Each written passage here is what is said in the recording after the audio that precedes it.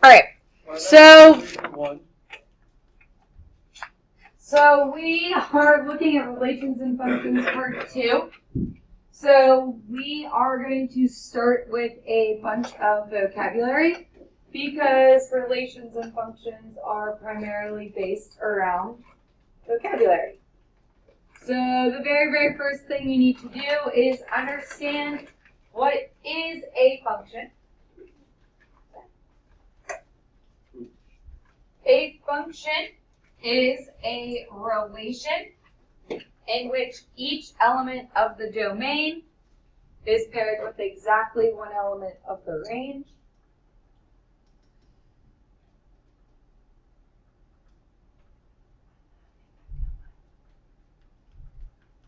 So a function is a relation in which each element of the domain is paired with exactly one element of the range.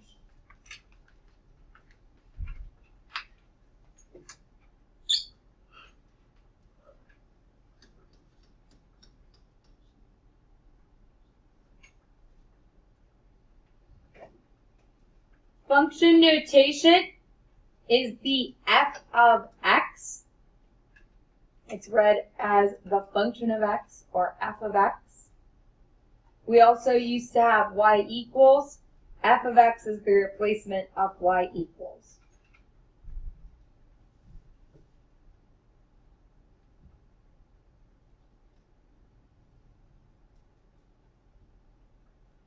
We can determine if something is a function using the vertical line test. The vertical line test says that if a vertical line passes through more than one point on the graph, the relation graphed is not a function.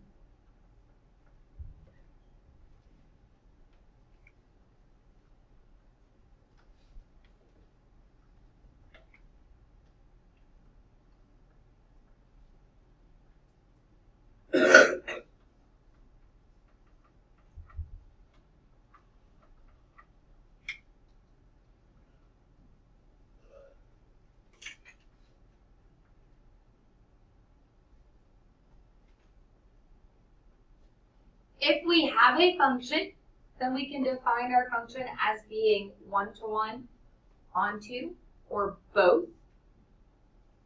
So first you have to determine, do I have a function? If you have a function, then you want to see, okay, is it one-to-one, onto, or both? One-to-one says that each element of the domain pairs to exactly one unique element of the range. So what this means is that f of a equals f of b, if and only if a equals b, or you can say that it passes a horizontal line test.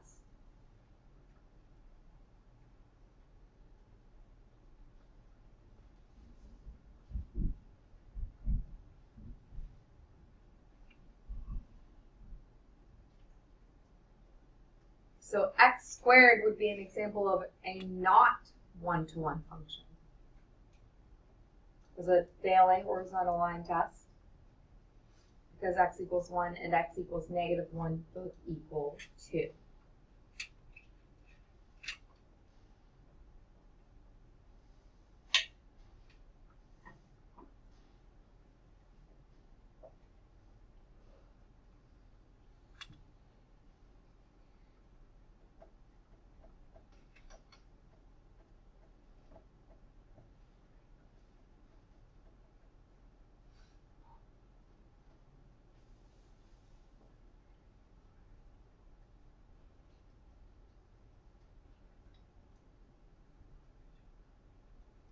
Okay, onto. Onto says each element of the range corresponds to an element of the domain. Each element of the range corresponds to an element of the domain.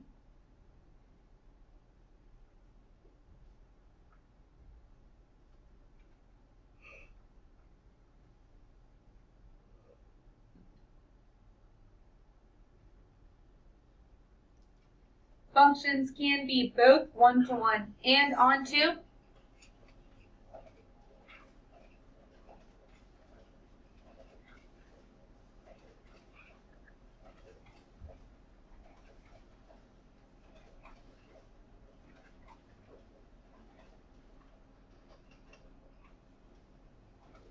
if they are both, each element of the domain is paired to exactly one element of the range, and each element of the range corresponds to a unique element of the domain.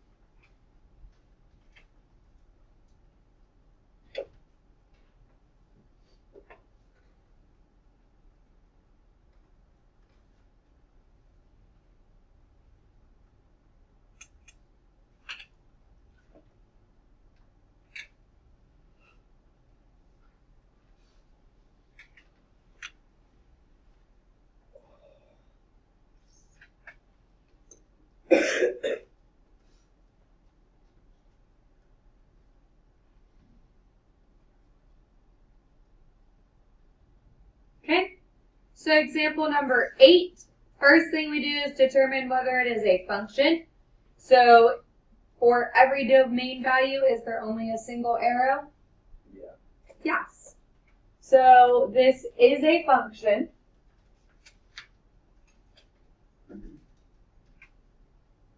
To determine if the function is one-to-one, we look at the range. Does the range go from one, or are there 2 arrows out from the range? Yes. Therefore, it is not one-to-one. Does every number in the range have an arrow? Yeah. Then it is onto. So it is a function and it is onto. It is not one-to-one because 6 maps to 2 and 3 on X. Okay? Is this a function? No. Good. If it's not a function, then you are done. If it's not a function, you don't try to classify it as onto or one-to-one.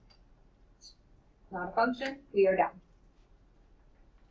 Okay, is number 10 a function? No.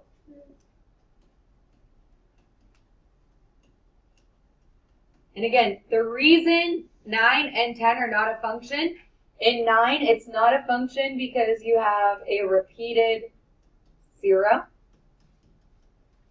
X equals 0 maps to -3 and 7. And over here, it occurs at x equals -3 because it maps to 4 and 5.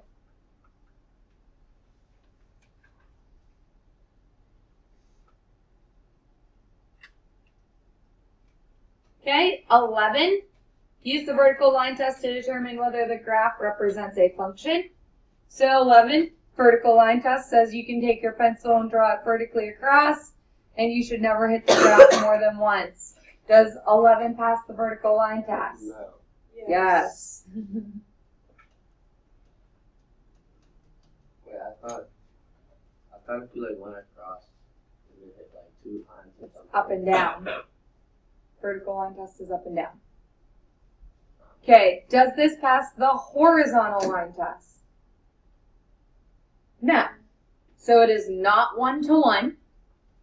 However, it is onto because there are no holes or spaces in our curve. Does 12 pass the vertical line test? No, it fails multiple times, right? At 1, at 2, at 3, and all the points in between. So 12 is not a function.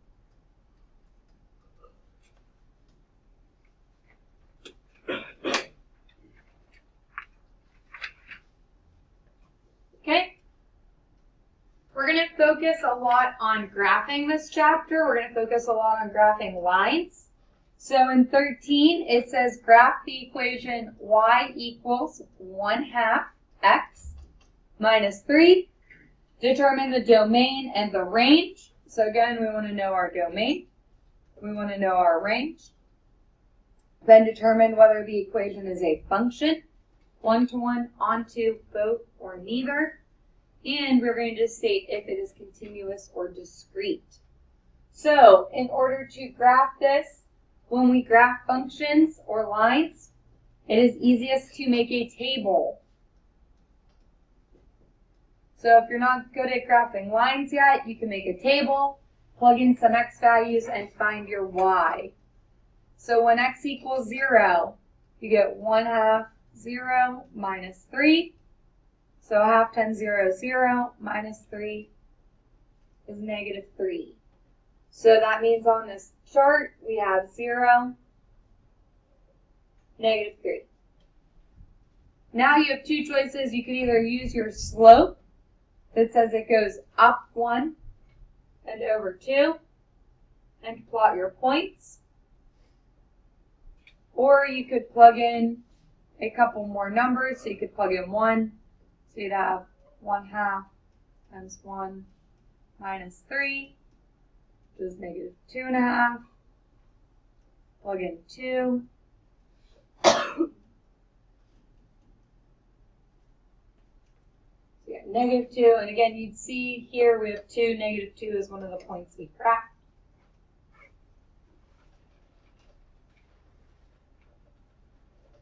Okay, this is a line. It means all of these points get connected. Lines continue in opposite directions forever. Your graph of a line must have arrows at the beginning and at the end. What does that make the domain of a line then? It goes in opposite directions forever. Infinite. Okay. Infinite. So, what do you think, Jesse? Yeah, all reals. So you either have to write the words, all reals, or you have to put parentheses, -infinity to infinity. Those are the two acceptable answers for all reals.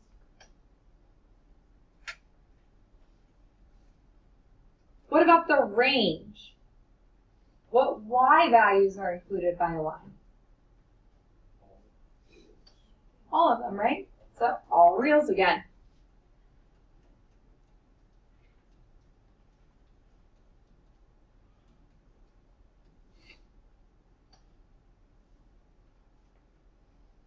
Okay, so we've identified domain and range.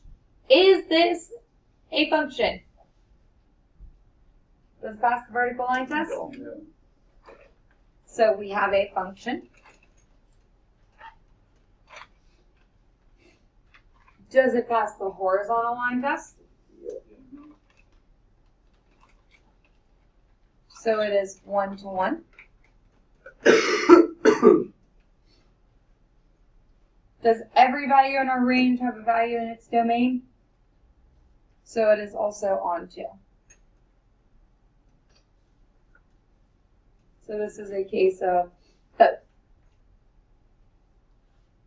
Are these a bunch of random points, or are they continuous and smooth? Smooth. Yeah, it's continuous and smooth. Therefore, this is a continuous relation.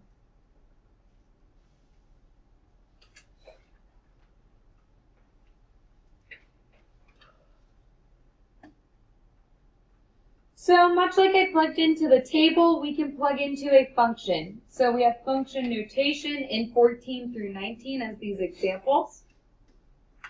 And what they tell you to do is find f of -3, f of 0, and f of 5. So we're going to use that function notation to find those values. So what that means is I want to find f when x is -3. So everywhere you have a -3, we are going to replace the x. So where I had an x, it now became -3. Now you're just going to use your calculators and you're going to simplify and get a number. So 3 times -3 is -9. -9 minus 5 is -14. we're going to do the same thing for 0. So f of 0 means everywhere I had an x, I now have a 0. Anything times 0 is 0. So we get 0 minus 5, or negative 5. And then the directions say to do this for 5 also. So you have 3 times 5, which is 15. 15 minus 5 is 10.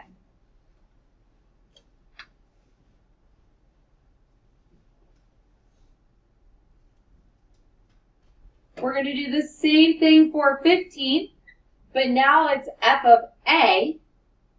So we have an a in our equation. But if I want to find f of negative 3, it means every time I had an a, I now put a negative 3. Thank you. So negative 3 times 3 is negative 9. So you get negative 9 fourths minus 1. So that's like minusing 4 over 4. So you get negative 13 fourths. Which is like negative 3.25 if you use the calculator and got a decimal. F of 0, you get 3 fourths times 0 minus 1, or negative 1.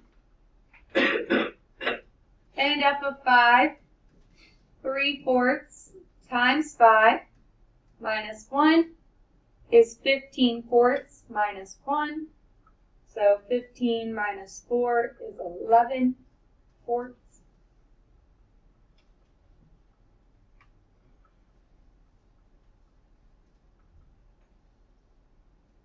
Okay, let's look at 16.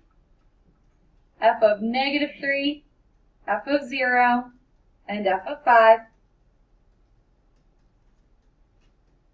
Everywhere you have a y, you're going to put your new number.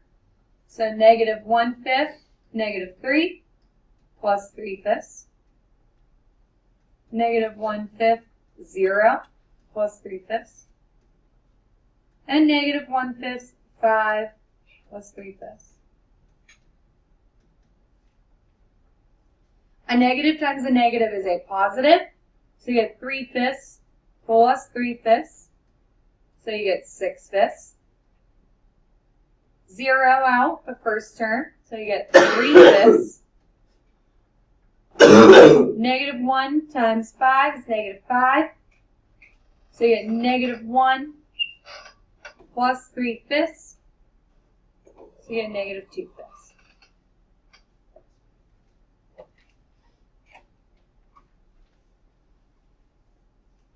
$17, same idea.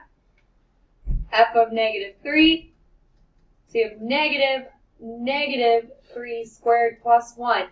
Order of operations are critical in this. If you type it on your calculator, it's a negative outside, parentheses, negative 3, parentheses squared. Because what this is saying is negative 1, negative 3, plus 1. If you have 3 negatives, is your value going to be negative or positive? Negative. So this is like negative 9 plus 1, so you get negative 8.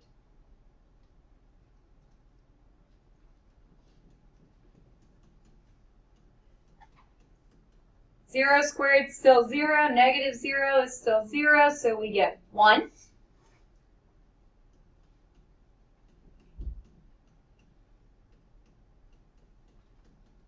Five squared is 25. 25 times negative 1 is negative 25 plus 1, or negative 24. Yeah. Wait, like the second one or the first one on that one? Wouldn't the negative 3 like bump that to make it a positive? It's a negative and a negative. Nope, because that negative 3 is parentheses inside the square, and a square would make it positive. Then you have to multiply by the negative. So these negatives don't cancel each other because it's not subtraction. That's why I wrote it down like this. Negative 1, negative 3, negative 3.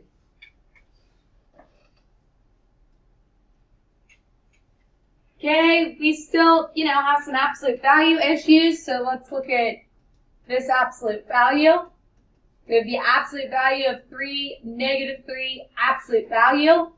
You take the inside to a singular number first, so you get the absolute value of negative 9. Then you take your absolute value to give you 9.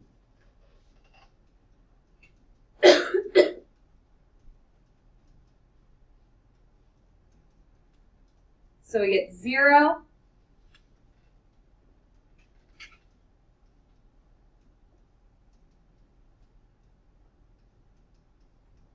and 15.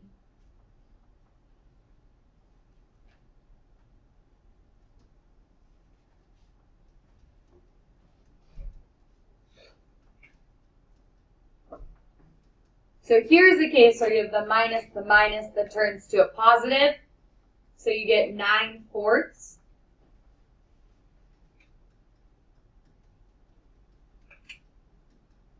We get 9/1, which is 9.